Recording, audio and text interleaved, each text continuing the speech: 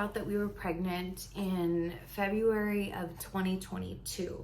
My husband and I had been trying for just under a year. And honestly, we kind of felt like it may not even happen. So it was a huge surprise when we found out we were pregnant with twins. I was tracking like my ovulation and all that good stuff. So I want to say that I was 7 days past ovulation, so 7 DPO, and I decided to take a pregnancy test thinking that, honestly, I thought that it would just be negative like every other month was, you know? And right away I got, well, not right away, like 2 or 3 minutes into doing the test, I got a very faint line, you know, the one that shows if you're positive or negative. So I had the control line right away, which was really dark, and then that second line showed up, but it was very, very faint. So I wasn't sure about it right away, and I used to be on all of the TTC apps and all of that. So I would post in like the mom boards, and I would invert the picture and all this crazy stuff. And I come to find out, the point of me telling you this is I found out super, super early. So I sort of figured, or I should say I assumed that I wasn't accurate with the day that I ovulated, right? So, because I thought there was no way that at 7 DPO, a true 7 DPO, I could have a positive result. It was positive. So I drove myself crazy, and I literally tested every single day until, I think until I actually saw the doctor for my very first appointment. So right away, my husband kind of joked, well, we both joked with each other that it could possibly be twins, even though it didn't run in either side of our families. And we didn't have fertility treatments. This was natural and spontaneous. So we schedule the very first doctor's visit, which was around, I want to say, 8 weeks pregnant. And that was the day they did like my blood work, they did the pregnancy confirmation, and then they also did a scan. And of course, the scan showed two little peoples.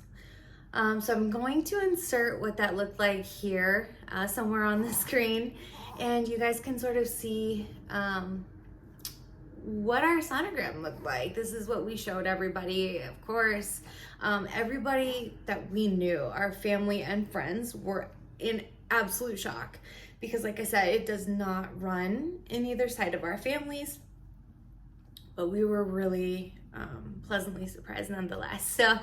So our twins are fraternal. They're considered di twins. I believe it stands for diamniotic dizygotic twins. Someone can correct me if I'm not right, but I believe that that's what that stands for. So in other words, I have one little boy and I have one little girl, and they were both in separate sacs. They had their own placentas, their own everything. So obviously, by me saying that, you know, they're not identical. Finding out their genders. So of course, I wanted to find out as soon as possible, as soon as we possibly could, which I want to say, I think was around 10 weeks that they offered us the genetic testing blood test so that we could find out if they had any I can't say that word, if they had any abnormalities. And it would also be able to tell us the genders of the twins. Now, it wasn't as accurate as I wish it had been, because when they gave me back my blood work. It said confidently that we should be expecting 2 boys. And obviously that wasn't the case, but I had to find out. We went about 8 weeks thinking that we had 2 little boys. And I just remember we went in for the anatomy scan. I think it was 18 weeks, right? You were there. We go in for the anatomy scan, and the tech is so sweet. She says, "Do you guys know what you're having?" And my reaction was, "Yes, we're having 2 boys." And her face said that was actually not true.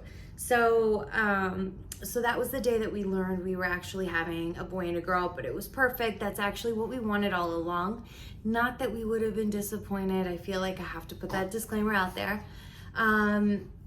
But it was so perfect. But we had told, everybody that we knew, our friends, our family, coworkers, etc., that we were having 2 boys. I built a registry for 2 boys, and turns out it was incorrect. So skipping past that, I had actually planned on documenting and filming the majority of my pregnancy, but I honestly got so sick, and I wasn't really in the right headspace. So let me tell you how rough this was. For the first 16 weeks of my pregnancy, I couldn't gain any weight. I was sick beyond belief. I couldn't keep any food down. Nothing was appealing. I didn't want to eat anything. And so I would throw up all throughout the day. And I actually thought that I had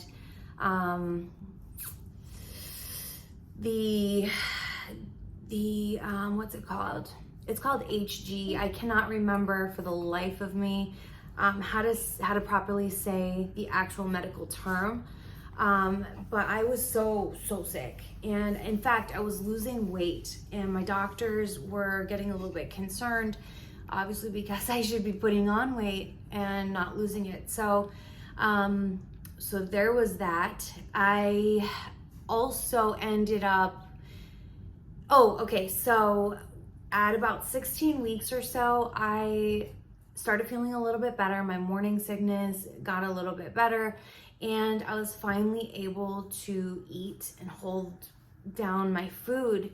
But then here comes another problem. So I went, I think at 24 or 25 weeks, to test for gestational diabetes, and it came back that I did in fact have gestational diabetes, which really honestly was such a bummer, because I just started to like food again.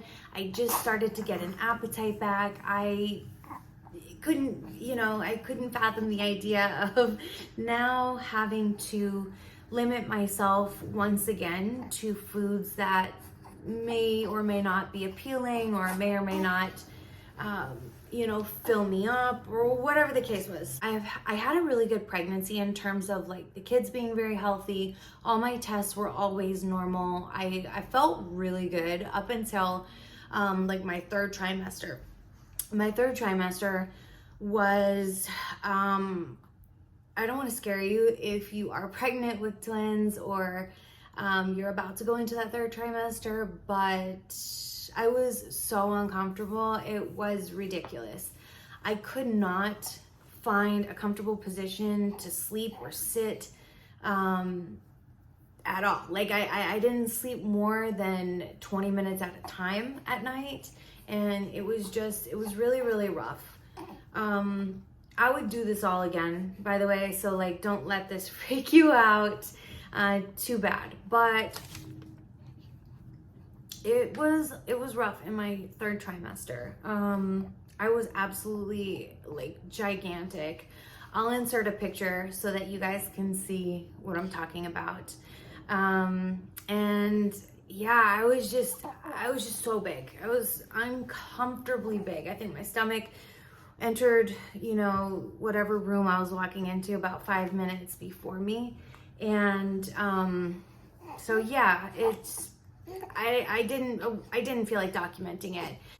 So I gave birth to these guys at 36 weeks and 6 days.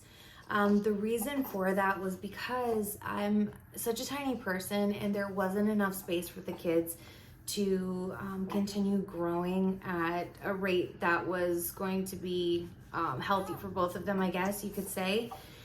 And my doctor scheduled a cesarean, and I remember going in that day just so scared and so nervous, and it was just such a, oh my God, roller coaster of emotions. I was so ready to have these twins and get them out of me, but I was also so scared to be awake for a surgery that was such a major surgery. You know, I know they do these every day of the week, but it's happening to me, you know, and I was so scared. So fast forward through them prepping me and all of that, they get me into the OR. They finally give me my epidural, which, by the way, was a story time in and of itself. But they gave me my epidural, and shortly after that, it didn't take long. It felt literally so quick that the twins were born, and my son Ezra was born first at 10:50 a.m. and then at 10:51 they pulled this little nugget out. My son weighed, they both, by the way, weighed a great, they both had enough weight on them, is what I'm trying to say, for twins and being almost 37 weeks. My son was 6 pounds 3 ounces, and she was 5 pounds 11 ounces. So that's quite a bit of baby. I lost all the weight. I only gained about 30 pounds. So I lost literally that whole entire weight when they were born. They did spend some time in the NICU, which was really taxing emotionally. And if you've ever had a child that's in the NICU, or if you can imagine just what it would be like seeing your child hooked up to oxygen and IVs and learning, you know, they had to learn how to eat because they were a few weeks early. And they were, you know, they were small, but they weren't growth restricted or anything like that. What was I going to say? Okay, so here's the kicker. They spent a week in the NICU, but while they were in the NICU, I developed preeclampsia after they were born. So I had high blood pressure the entire hospital stay. And so I think they kept me for about 5 days with these guys before they would let us go home. And or let me go home, I should say. They were going to discharge me before the kids, and then we would have just, you know, come to the NICU every single day that they would have been there. So, hello, are you okay? Hey, mommy talking too much? Okay. Oh, I got lipstick on you. All right, so I ended up developing preeclampsia after I gave birth, and I ended up actually having quite a bit of complications, thankfully, after they were born, because it didn't affect them. But my blood pressure was dangerously high, so they wouldn't let me leave, or they wouldn't discharge me from actual care. And I actually got sent home with blood pressure medication and no real answers on why I still have high blood pressure. So I'm seeing a cardiologist for that. I'll update you guys. I don't even know what's going on, but I just take my blood pressure medication as I need it. Hello, excuse me. Hi.